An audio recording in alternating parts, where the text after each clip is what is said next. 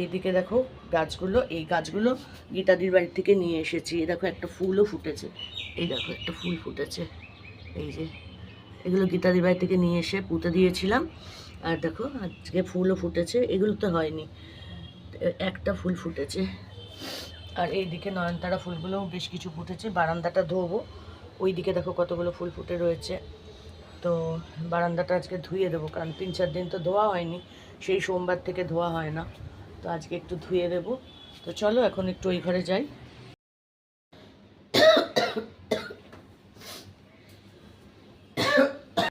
এত কাশি হচ্ছে যে ভয়েস ওভারটা আমি পরে দিয়েছি, কারণ ওখানে প্রচুর কাশির আওয়াজ, তো সেই কারণে আমি আবার নতুন করে ভয়েস ওভার দিয়ে দিচ্ছি। তো দেখো চাদরটা পাল্টে নিচ্ছি, আর এই ঘরটা প্রচুর হাওয়া, এত হাওয়া না, এই ঘর থেকে যেতে ইচ্ছা করে না। এই ঘরে বসলে তোমার ফ্যান না চালালেও হয়, আর ওই ঘরে গেলে এসি না চালালে তুমি বসতে পারবে না। জানি না একই বাড়ির মধ্যে কীরকম যেন একটা ঘর গরম আর ঠান্ডার ব্যাপার থাকে। আসলে এই ঘরে তো 4টে জানলা দরজা সব রয়েছে, উত্তর দিক আর পশ্চিম দিকে, আর ওই ঘরে তো শুধু পশ্চিম দিকেরই জানলা, তাই জন্য মনে হয় হাওয়াটা খুব একটা ঢোকে ঢোকে না, জানি না। আর রোদ্দুরটা পুরো খাটের ওপর পড়ে, এখানে তাও ব্যালকনিতে কিছুটা গার্ড হয়ে যায়, তাও আসে কম। আর উত্তর দিকের জানলার জন্য হাওয়াটাও প্রচুর আসে। এই ঘরেই কিন্তু আমি সারাদিন থাকি। তো চলো আস্তে আস্তে করছি। তো দেখো দেখো এই ঘরের বিছানাটা আমার তোলা হয়ে গেছে। আর এই কদিন ধরে ঘরদোর পরিষ্কার করতে পারিনি, তো আমার একদম শরীর আরও অস্থির লাগছে। যা শরীর খারাপ তার থেকে বেশি অস্থির লাগে আমার এই ঘরদোর নোংরা থাকলে। এখন দুটো চাদর তুলবো, ওই ঘরের চাদরটাও তুলবো এখন। এই ঘরে বসেছিলাম বলে আগে এই ঘরটা করে নিলাম। আর ওইখানে এক্সট্রা অনেক বালিশ টালিশ থাকে, ওইগুলোকে ভেতরে ঢুকিয়ে একদম চাদর দিয়ে ঢাকা দিয়ে রাখি। কেন বলো তো, নাহলে সারা বিছানা না ছড়িয়ে থাকে, এক জায়গায় থাকলে পরে অতটা নোংরা হয় না।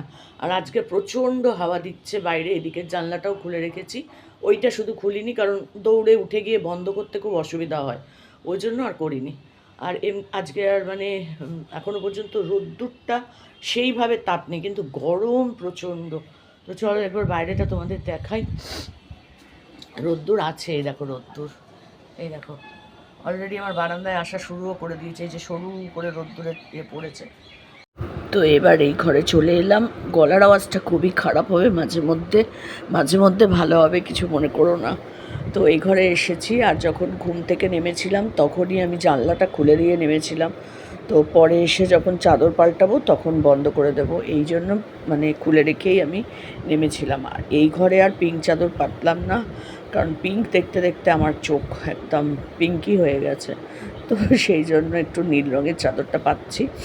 আর এখন রোদ্দুর আছে বাইরে, তো একটু আগেই মেঘ করেছিল, এখন আবার বেশ রোদ্দুর আছে। তো আমি একদম জানলাটা বন্ধ করে দেবো। ঘর মোছার আগে আমি জানলা টানলা সব বন্ধ করে দিই, কারণ কি বলো তো, ধুলোবালিটাও আর ঢুকবে না, আর পরে আবার বন্ধ করতেও হবে না, একবারে বন্ধ করে দিয়ে সব কাজ সেরে নেবো। প্রচণ্ড শরীরটা খারাপ, আর যে কেন এত শরীরটা খারাপ হচ্ছে আমি না বুঝতে পারছি না, বিশ্বাস করো, জানি না কী কারণে হচ্ছে। আর এই অন্য কোনো কিছু তো নয়, এটা আমি জানি, কিন্তু রিপোর্ট করলে জানি না ভগবান ঠাকুর কি রিপোর্ট করতে দেবে আমায়। ডাক্তার যদি দেখাই তো সে একগাদা রিপোর্ট দেবে, সেই ভয়ে আমি আর করছি না। এই 3-4 মাস আগেই আমি ডাক্তার দেখিয়ে রিপোর্ট করেছি এতগুলো টাকার, তো আবার জানি না কি রিপোর্ট করতে দেবে না দেবে বাবা, ওই ভয়ে আমি আর ডাক্তারের কাছে যাচ্ছি না, বিশ্বাস করো। কিন্তু না যাওয়ার ফলে কি হচ্ছে বলো তো, আমার শরীরটা কিন্তু দিন দিন আরও খারাপ হয়ে যাচ্ছে। তো কেন হচ্ছে সেটা আমি বুঝতে পারছি না। আমি প্রতিদিন কিন্তু, আমার কিন্তু কোনো রোগ নাই, থাইরয়েড ছাড়া আর কিন্তু কোনো রোগ নাই, ওই কোলেস্টেরলটা একটু সামান্য ধরা পড়েছে। তো আমি এমন কিছু মশলা তেল ঝাল খাই না যে সেটা খুব একটা বাড়তে পারে, কিন্তু অন্য কোনো কিছু একটা হচ্ছে প্রবলেম, যেটা ডাক্তারকে বলার পরেও ডাক্তার ধরতে পারেনি বা সেই টেস্টটাও আমাকে করায়নি, এরকম হতে পারে। তো আমি তো থাইরয়েডের ডাক্তার দেখাতাম, থাইরয়েড সুগারের ডাক্তার দেখাতাম।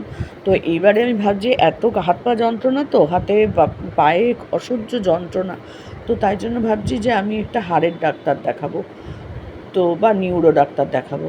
তো এখন আমি জানলাটা বন্ধই করে দিচ্ছি, আবার না হলে খাটের ওপর উঠতে হবে। তো একেবারে জানলাটা বন্ধ করে পর্দা টেনে দিয়েই নামবো। আর পাশের বাড়িতে না ভীষণ সকালবেলা উঠে গান চালায়, গান চালালেই কি হয়, আমার কপিরাইট আসবে বাবা, ওই ভয়ে কিন্তু ওই ভয়েই আমি ভয়েস ওভার দিচ্ছি। তো সেই কারণে একেবারে দেখো পর্দা টর্দা টেনে নিয়ে নামলাম, তাও কত রোদ্দুর ঢুকছে দেখো। আর আমি আজকে মানে এদিক ওদিক করতেই পারছি না, এত যন্ত্রণা, আস্তে আস্তে করছি দেখতে পাচ্ছ। আর মানে ফাস্ট করে দিতে পারতাম আমি, কিন্তু সেটা দেখতে খুব বাজে লাগে ফাস্ট ফরওয়ার্ড করে দিলে পরে।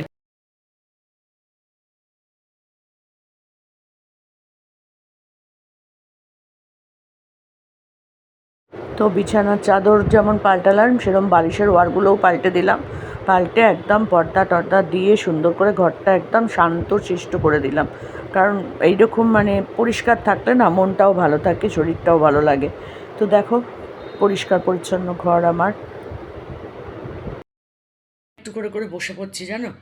এখন মনে হচ্ছে কি আমি শুয়ে থাকি আর কেউ একজন আমার কাছে থাকুক, সে একটু রান্না বান্না করে দেবে, একটু চা করে দেবে। এখনও চা খাইনি আমি সকাল থেকে।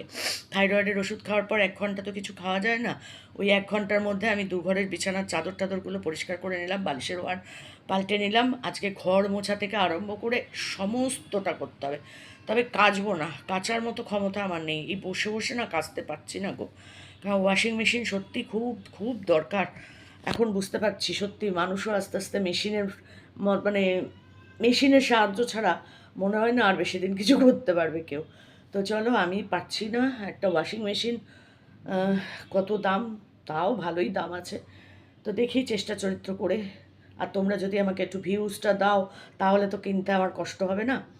তো একটুখানি দেখো তোমরা আমার ভিডিওগুলো, তাহলে আমি খুব খুশি হই, আমার খুব উপকার হয়। এইটুকুনি বলার, তোমাদের কাছে আর কি বলবো বলো। তো চলো, এবার আমার বিছানা তোলা হয়ে গেছে, ওই ঘরে বিছানা হয়ে গেছে। এবার যাবো আমি হচ্ছে কতগুলো বাসন পড়ে আছে। তো এখন আমি চলে এলাম ঘর মুছতে। এখন দুটো তিনটে ঘর, মানে দুটো ঘর, বারান্দা, বাইরেটা জল ঢালা, সমস্ত কিছুই করতে হবে।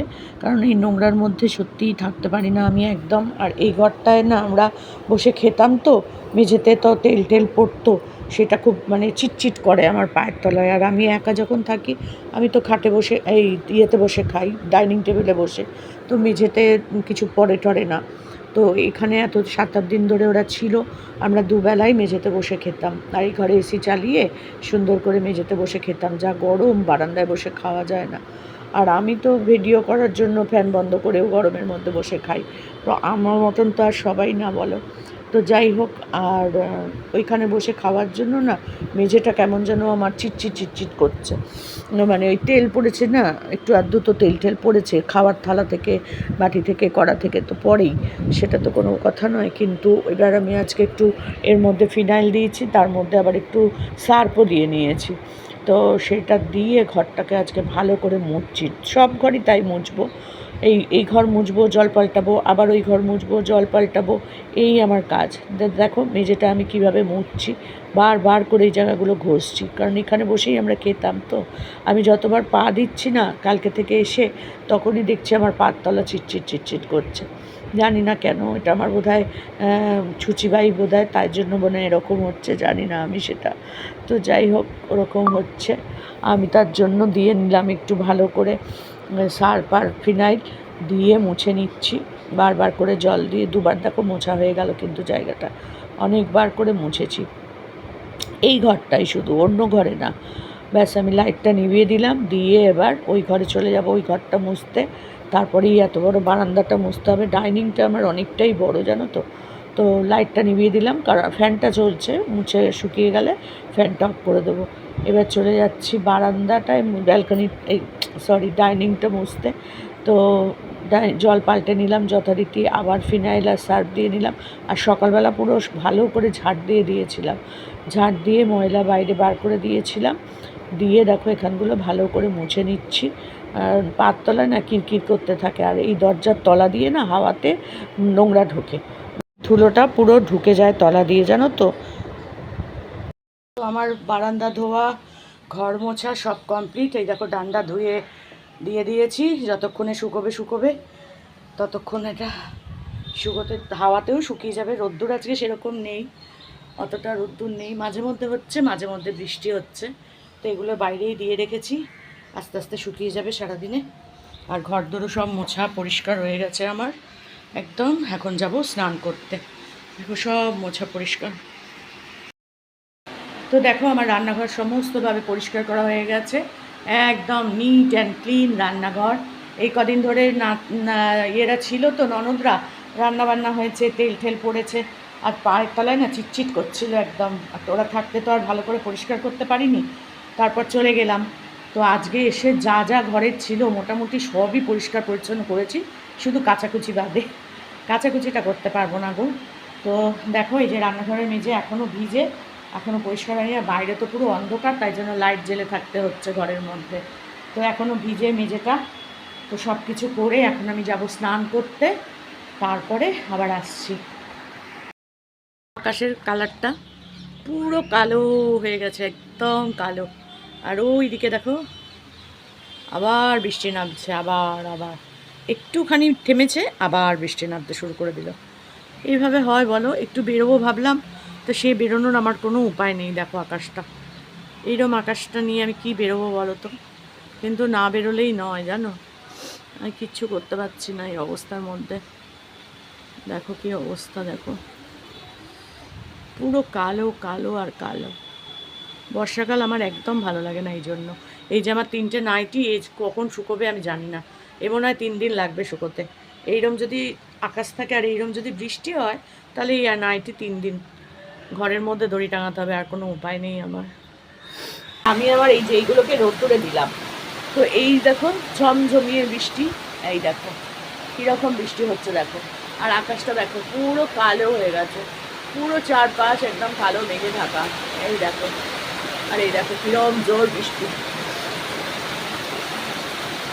ভালো লাগে বলো দেখি? সব থেকে খারাপ লাগে এই একা থাকতে থাকতে।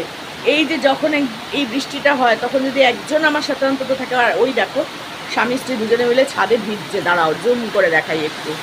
এই দেখো, দেখো ভেবেছে কি বৃষ্টির মধ্যে কেউ ওদের দেখবে না।